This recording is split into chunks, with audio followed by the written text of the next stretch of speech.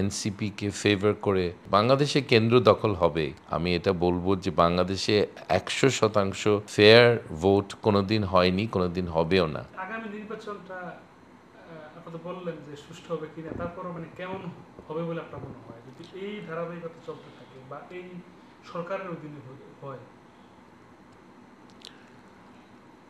এটা একটা বায়াস নির্বাচন হবে, এই এনসিপিকে ফেভার করে নির্বাচনী কাজ হবে, তাদেরকে বিভিন্ন সুযোগ সুবিধা দেওয়া হবে যেটা দেওয়া উচিত না, তাদেরকে যে কোনো দলকে কোনো বিশেষ সুবিধা দেওয়া উচিত না, এটায় নিরপেক্ষতার অভাব থাকবে।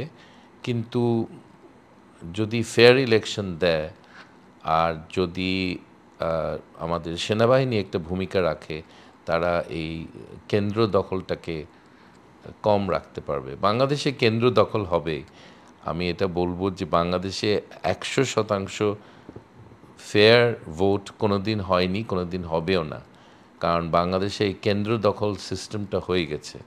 কিন্তু যদি আর্মি থাকে সবখানে, সবখানে থাকা খুব কঠিন, কিন্তু যদি থাকে তারা এটা বন্ধ করতে পারবে। আমার এলাকায় বলি 173টা কেন্দ্র, তারা 173 কেন্দ্রতে তারা সৈন্য রাখতে পারবে না। আমার এলাকায় তারা 3-4টা গ্রুপ, তারা একটা ট্রাক নিয়ে ঘুরে, তারা পুরোপুরি কোনো দুর্নীতি বা কোনো এই ধরনের কেন্দ্র দখল হলে তারা এটাকে রোধ করতে পারবে এই বিশ্বাসটা আমার নেই।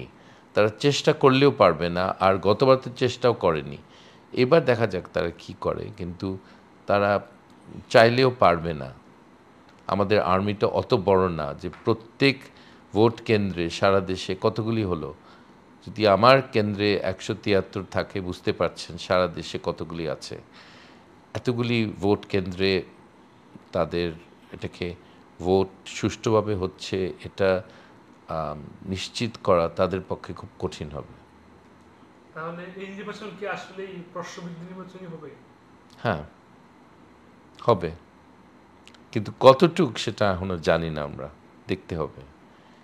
সব নির্বাচনই প্রশ্নবিদ্ধ, কিন্তু কতটুক, যদি এটা 5% বা 3% হয় তাহলে জিনিসটা মেনে নেয় সবাই। যদি এটা 80% প্রশ্নবিদ্ধ হয় তাহলে মানব না, এটা খুব সহজ।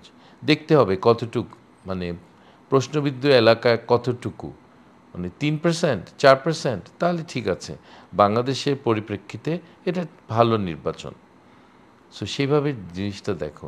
100% একেবারে পিওর একটা নির্বাচন জার্মানির মতো বা ফ্রান্সের মতো না, এটা হওয়ার সম্ভাবনা এই মুহূর্তে কম।